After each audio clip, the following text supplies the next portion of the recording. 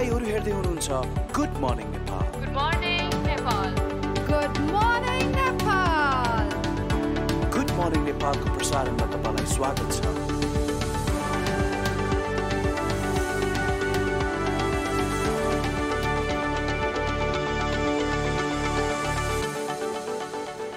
Good morning, नमस्ते, नमस्कार, good morning, शुभ प्रभात। स्वागत छ हाम्रो बिहानी सो गुड मर्निङ नेपालमा। म उपस्थित भएको छु श्री पाण्डे र म सँगै छु नवराज पाण्डे। आज मङ्गलबार, निषेधाज्ञा जारी गरिएको आज 13 दिन पनि भइसक्यो। अहिले बिहानको समय सबैजना घरमै हुनुहुन्छ होला र हाम्रो कार्यक्रमलाई हेर्दै हुनुहुन्छ भन्ने आशा पनि गरेका छौँ। नवराज, के छ हालखबर? Good morning. एकदम ठिक छ। यो पछिल्लो परिस्थिति मानिसहरू घरमै बस्नु परेको अवस्था छ।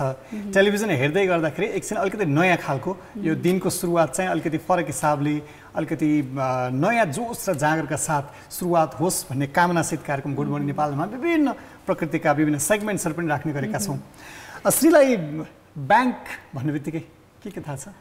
ब्याङ्क भन्ने बित्तिकै नवराज झट्ट दिमागमा आउने भनेको पैसा नै हो। ब्याङ्क हामीले किन प्रयोग गर्छौँ? पैसा राख्न, निकाल्न, पैसा सम्बन्धी कारोबारकै लागि ब्याङ्कको प्रयोग गरिन्छ भन्ने नै आउँछ दिमागमा झट्ट मेरो। ब्याङ्क पैसालाई राख्यो अनि पछि फेरि आफूलाई चाहिँदाखेरि प्रयोग गर्न सकियो।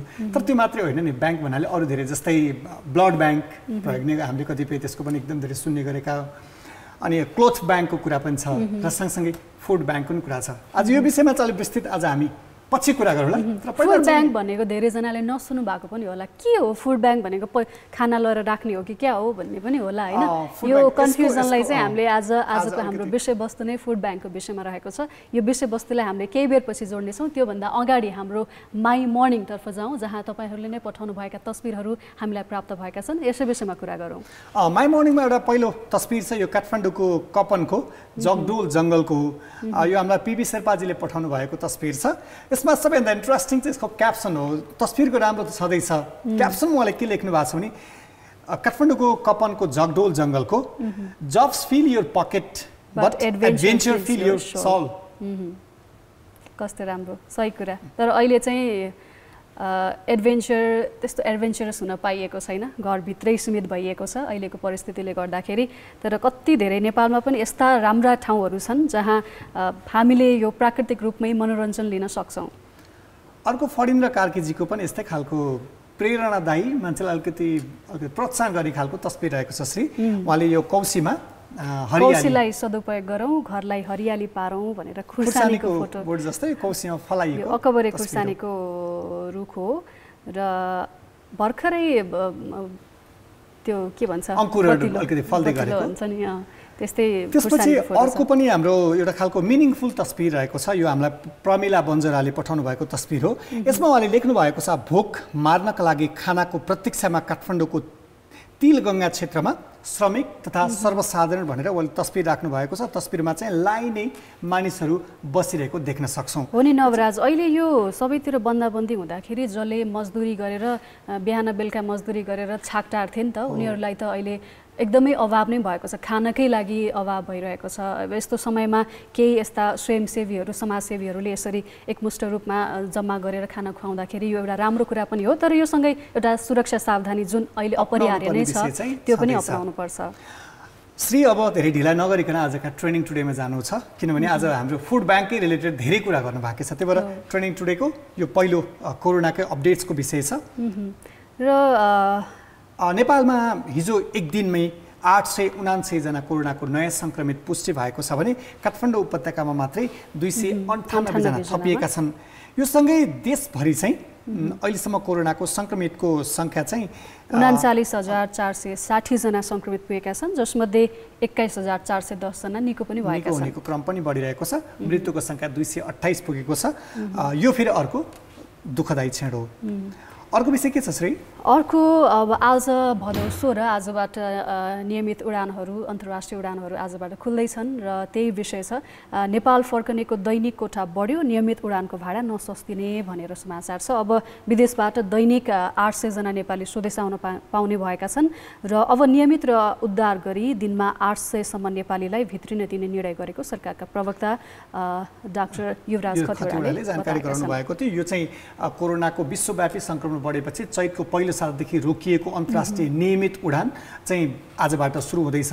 यो बिचमा विभिन्न चार्टर्ड अरू विभिन्न उडानहरू त भए, तर नियमिततर्फ चाहिँ आजदेखि सुरुवात हुँदैछ। यसपछि अर्को प्रसङ्ग रहेको छ, नेपाली हामी कृषि प्रधान देश भन्छौँ। कृषिमा चाहिँ सधैँ जसो किसानहरूले भोग्नु परेको समस्या भने चाहिँ मल र बिउको हो। मलमा अझ युरिया मल, अरू विकासित मलहरू हाम्रो खेतीबारीमा चाहिँ प्रयोग गर्नका लागि त्यो जहिले अभाव खड्किन्थ्यो। यसपटक पनि सरकारले बङ्गलादेशसँग 50,000 टन मल चाहिँ पैँचोमा लिने भनेर एउटा तयारी छ, त्यो खालको प्रस्ताव नेपालले गरेको छ।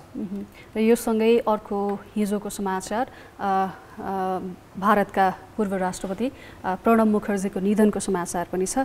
हिजो 84 वर्षको उमेरमा मुखर्जीको उपचारका क्रममा निधन भएको छ।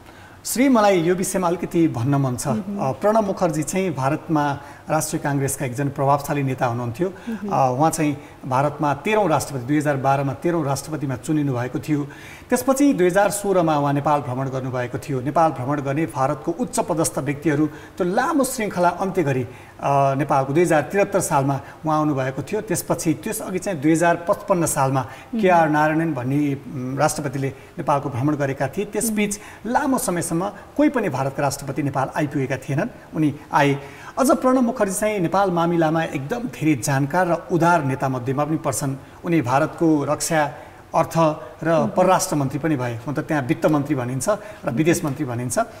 त्यसमध्ये पनि नेपालको विभिन्न आन्दोलनहरू, विभिन्न परिवर्तनमा सकारात्मक भूमिका निर्वाह गर्ने नेता मध्ये पनि पर्छन्। नेपाललाई माया गर्ने र नेपाललाई राम्रोसँग चिन्ने, त्यो भएर पनि आज धेरै नेपालका राष्ट्र प्रमुख, प्रधानमन्त्री, विभिन्न पार्टीका नेताहरूले एकजना असल मित्र गुमायो भनेर समवेदनासहितका विभिन्न ट्विटर पनि गरेका छन्। र हाम्रो तर्फबाट पनि हार्दिक समवेदना। र यो सँगै अर्को एउटा कार्टुन पनि छ हैन नवराज? कार्टुन पनि छ। यसको अलि रमाइलो छ। यो रवि मिश्रले बनाउनु भएको कार्टुन छ। यसमा चाहिँ मानिसहरू जहिले हाँस्ने, जे कुराले नै गिज्याउने, जे कुरा नै भएन भन्ने खालकोमा हाम्रो यो पात्र ठ्याक्क उहाँले यो हाम्रो प्रधानमन्त्रीको स्केच जस्तो देखिन्छ। साइडमा कोरोना होला है। के डिच्चा हाँस्या नि, युरोपतिर बेसारकै अभाव छ, हाम्रोमा त ढङ्ग र तयारीको त हो नि भनेर व्यङ्ग्य गरिएको छ। अब यसपछि ढिला नगरिकन आजको विषय प्रवेश गरौँ। आज हामीले सुरुवातमा पनि फुड ब्याङ्कको अलिकति कुराकानी गरेका थियौँ। कोरोनाको एउटा सङ्कट छ। मान्छेहरूले धेरै रोजगारी गुमाएका छन्, कतिपयले आफ्नो दिनभरि काम गरेर दैनिकी चलाउन मुस्किल परेको छ। यस्तो अवस्थामा समाजमा दुई तहको मानिस त हुन्छ नै, एउटा हुने खाने, अर्को हुँदा खाने हैन। हुने खानेले हुँदा खानेलाई सहयोग गर्ने यो खालको परिस्थितिबाट सुरुवात भएको फुड ब्याङ्क र एउटा एकदमै स्वागतयोग्य कदम पनि हो। अहिले सबैजना अब कोरोना लाग्छ अथवा कोरोना लागेका व्यक्तिलाई पनि छिसो दूर गरिरहेको अवस्थामा यसरी एउटा इनिसिएसन लिएर अरूलाई सहयोग गर्नुपर्छ है भन्ने भावनाले अगाडि बढ्नु भनेको त एकदमै यो पोजिटिभ न्युज हो। श्री, यो फुड ब्याङ्कको विषयमा हामी हाम्रो अतिथिसँग पनि कुराकानी गर्छौँ। त्यसअघि चाहिँ मैले सामाजिक सञ्जालमा, जस्तै हाम्रा विभिन्न माध्यमबाट हामीले हाम्रा दर्शक, हाम्रा सामाजिक सञ्जालका प्रयोगकर्ताहरूको सुझावको पनि हामीले अपेक्षा गरेका थियौँ। त्यही क्रममा मैले सामाजिक सञ्जालमा लेखेपछि केही प्रतिक्रियाहरू पनि आएका छन्, त्यसलाई सरसफाइ प्रयोग गरौँ है, राखौँ यहाँ। रुद्रप्रसाद दनाईले लेख्नु भएको छ, नेपाल चाहिँ एउटा हिन्दू संस्कृतिबाट एउटा खालको हाम्रो कल्चर छ, हुने खानेले हुँदा खानेलाई सहयोग गर्ने यो खालको परिस्थिति बन्नु चाहिँ एकदम स्वागत योग्य कुरा हो भनेर। यस विषयमा आयुष ओझाजीले पनि हामीलाई ट्विटरमा रिप्लाई गर्नुभएको छ। धेरै नै राम्रो, बिना कुनै स्वार्थको सेवा हुनेछ यो, चाहिनेले लाने, हुनेले दिने भनेर प्रतिक्रिया जनाउनु भएको छ। यहाँ चाहिँ सङ्घ महतले पनि एउटा पोस्ट गर्नुभएको रहेछ। भोक मानिसको प्राण वा प्राणीले जन्मदै पाएको एउटा महत्त्वपूर्ण उपहार हो। यही भोक मेटाउन नसक्दा कतिपयलाई आफ्नो जीवनप्रति कठोर निर्णय लिन पनि दौडिरहेको वा पीडादायी त्यस्तो अवस्था पनि देखिन्छ।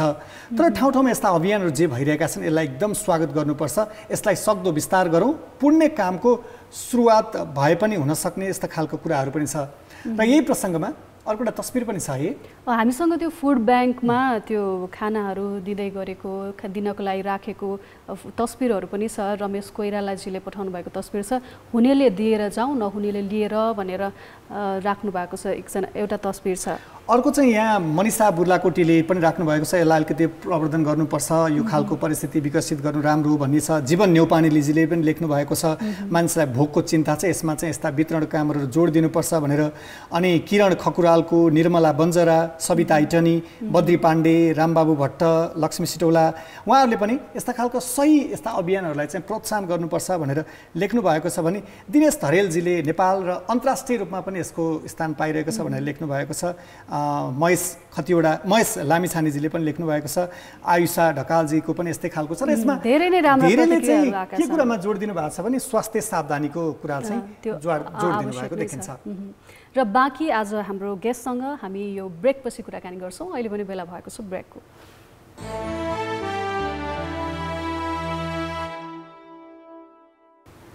फेरि पनि स्वागत छ गुड मर्निङ नेपालमा। आज हामी फुड ब्याङ्कको विषयमा कुराकानी गर्दैछौँ, जसका लागि हामीसँग सीता ढुङ्गाना गजुरी गाउँपालिकाकी धादिङकी उपाध्यक्ष हुनुहुन्छ। उहाँलाई फुड ब्याङ्कको कन्सेप्ट सुरुवात पनि गर्नुभएको थियो, उहाँलाई स्वागत गरिहालौँ। सीताजी नमस्कार, स्वागत छ गुड मर्निङ नेपालमा। हजुर नमस्कार, धन्यवाद। तपाईले फुड ब्याङ्कको सुरुवात गर्नुभयो र अहिले यो देशव्यापी रूपमा देशभर नै यसको यो अवधारणालाई पालना पनि गरिएको छ, देशव्यापी यसले स्थान पनि पाएको छ। यो फुड ब्याङ्क भनेको के हो र यो अवधारणा कसरी सुरु भयो?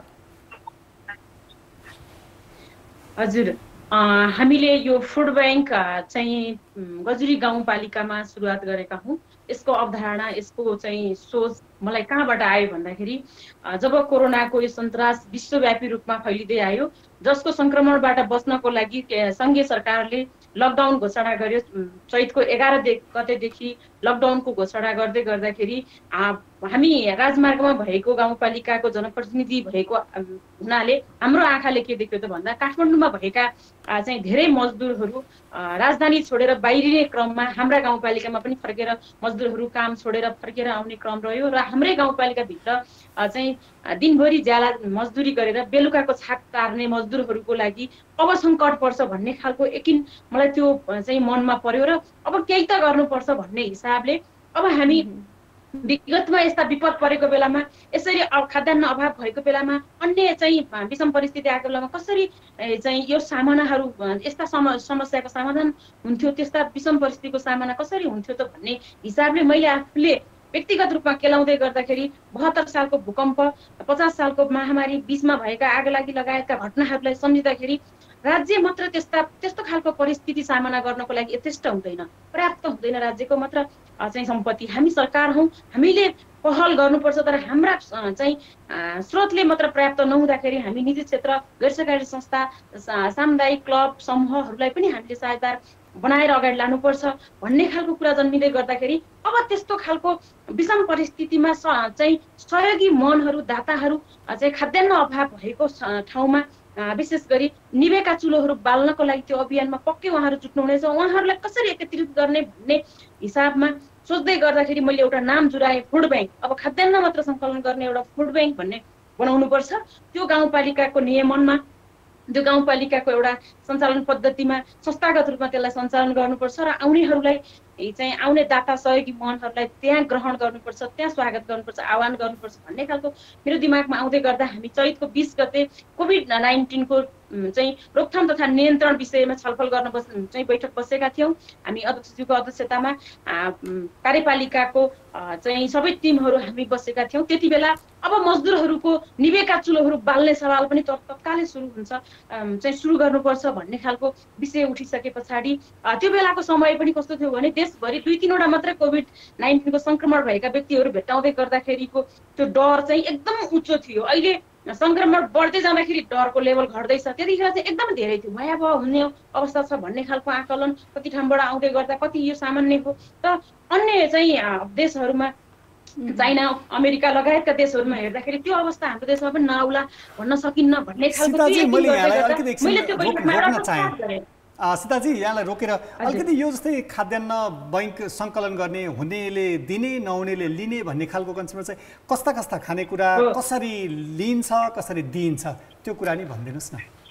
हजुर हजुर, मैले यसलाई जोड दिन्छु। त्यो बैठकमा मसँग एउटा अवधारणा छ, मैले एउटा कन्सेप्ट चाहिँ भर्खरै मलाई जन्मिएको छ। यो फुड ब्याङ्क भन्ने हामी स्थापना गरौँ। त्यो फुड ब्याङ्कमा चाहिँ हुनेले दिने, नहुनेलाई हामीले चाहिँ नहुने साँच्चै नै समस्यामा परेका व्यक्तिहरू पहिचान गरेर हामीले वितरण गर्न सक्ने यो अवधारणा छ भन्ने कुरा मैले बैठकमा राखेको हामीले गऱ्यौँ। र त्यसमा चाहिँ फुड ब्याङ्कमा जम्मा हुन आएका खाद्यान्नहरूलाई हामीले चाहिँ दैनिक ज्यादा मजदुरी गरेर बेलुकाको छाक टार्ने मजदुरहरू जसको लकडाउनको कारणले कामहरू खोसिए, कामहरू रोकियो, ठप्प भयो, घरमा बस्न बाध्य भएका कारणले चाहिँ खाद्यान्न अभाव भएर चुलो लिन गयो।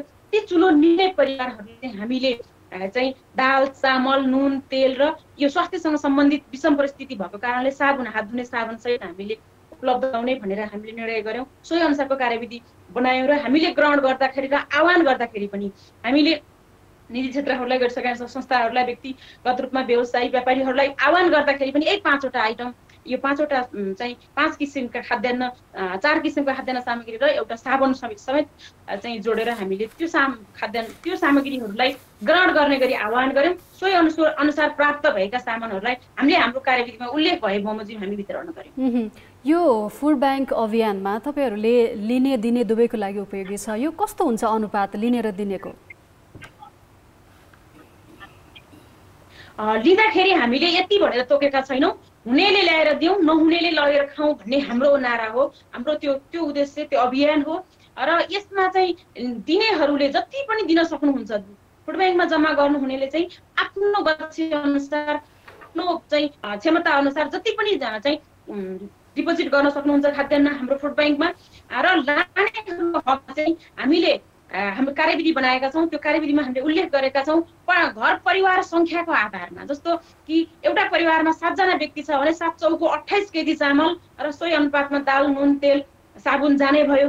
र कोही परिवारमा 10 जना छ भनेदेखि 40 किलो चामल र त्यही अनुपातमा चाहिँ दाल, तेल, नुन, साबुन यसरी जाने भयो। हामीले चाहिँ अलिकति वैज्ञानिक होस् भन्ने हिसाबले वितरण प्रणालीलाई परिवार सङ्ख्याको आधारमा धेरै थोरै गरेका छौँ। सबै परिवारमा चाहिँ समान रूपमा 1-1 बोरा चामल यस्तो भन्ने गरेका छैनौँ। हामीले वैज्ञानिक अलिकति बनाउन सकौँ वितरण प्रणालीलाई। सीताजी, यो जस्तै तपाईँले धादिङबाट सुरुवात गर्नुभएको यो अभियान चाहिँ अहिले देशव्यापी बनेको छ। मुलुकका विभिन्न स्थानहरूमा यस्तै अभियानहरू चलिरहेका छन्।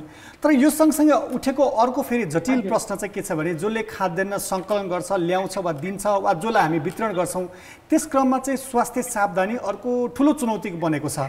यसमा चाहिँ हामीले कस्ता संवेदनशीलता अपनाएका छौँ?